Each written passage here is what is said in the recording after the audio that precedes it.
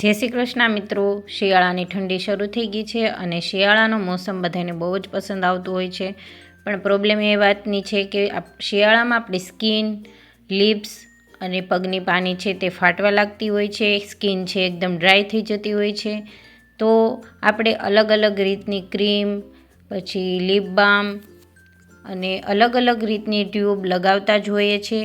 પણ આજે આપણે બનાવીશું એકદમ નેચરલ રીતે અને કોઈ પણ કેમિકલ વગરની લિપ બામ, જે આપણે ઘરે જ તૈયાર કરીશું. આ લિપ બામ આપણે બીટમાંથી તૈયાર કરીશું. બીટ છે એ આપણા હોઠને એકદમ ગુલાબી રાખશે અને બીટ શિયાળામાં ખાવામાં પણ બહુ હેલ્ધી છે. આ રેમેડી તમને બહુ જ પસંદ આવવાની છે. તો ચાલો આપણે પહેલાં લિપ બામનો ફૂલ વિડીયો જોઈ લઈએ કે આપણે લિપ બામ છે એ કેવી રીતે તૈયાર કરી. અહીંયા આપણે એક બીટ લઈ લીધું છે અને આપણે આ બીટની છાલ છે એ કાઢી લેવાની છે. અહીંયા આપણે છાલ કાઢવાનું ચક્કુ આવે છે એ લીધું છે અને ચક્કુને આપણે સારી રીતે ધોઈ લેવાનું છે.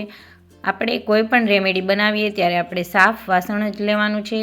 વાસણને એકદમ સાફ કરીને પછી જ આપણે વાસણનો ઉપયોગ કરવાનો છે. તો અહીંયા આપણે આવી રીતની જે ખમણી આવે છે એ લઈ લઈશું અને ખમણીને પણ આપણે સારી રીતે ધોઈને સાફ કરી લેવાની છે. અને આપણે બીટને આવી રીતે ખમણી લેવાનું છે.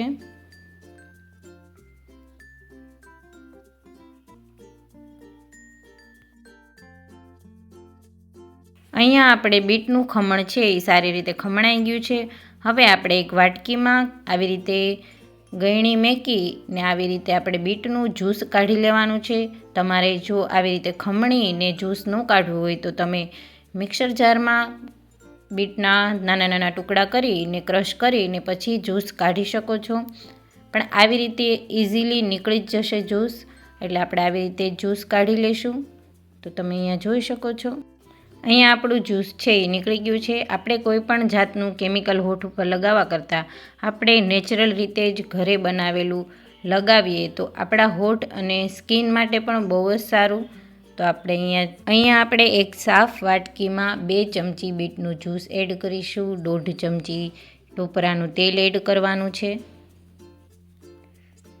હવે આપણે આને સારી રીતે મિક્સ કરી દઈશું.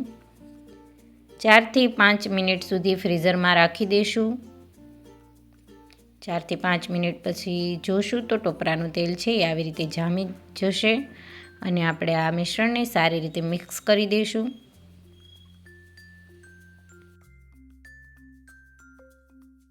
હવે આપણે આમાં 3 વિટામિન ઈની ટેબ્લેટ એડ કરીશું. વિટામિન ઈ આપણી સ્કિન માટે બહુ જ વધારે ફાયદાકારક છે. નોર્મલ આપણે તેને આમ તો ન લગાડી શકીએ, પણ આ રીતે આપણે કોઈ પણ રેમેડી બનાવીએ તેમાં એડ કરીને આપણે આ રેમેડી બનાવી હોય તે વાપરી શકીએ. હવે આપણે આમાં પેટ્રોલિયમ વેસેલિન એડ કરીશું. 1 ચમચી વેસેલિન એડ કરવાનું છે. આમ તો તમે જોઈને એમ કહેશો કે આપણે વેસેલિન પણ લગાવી શકીએ, પણ વેસેલિન છે આપણા હોઠને ગુલાબી નથી રાખી શકતું. એટલે આપણે બીટનો ઉપયોગ કર્યો છે અને બીટ છે આપણા હોઠને એકદમ ગુલાબી રાખશે અને એકદમ નેચરલ છે. તો આવી રીતે આપણે મિક્સ કરતું રહેવાનું છે.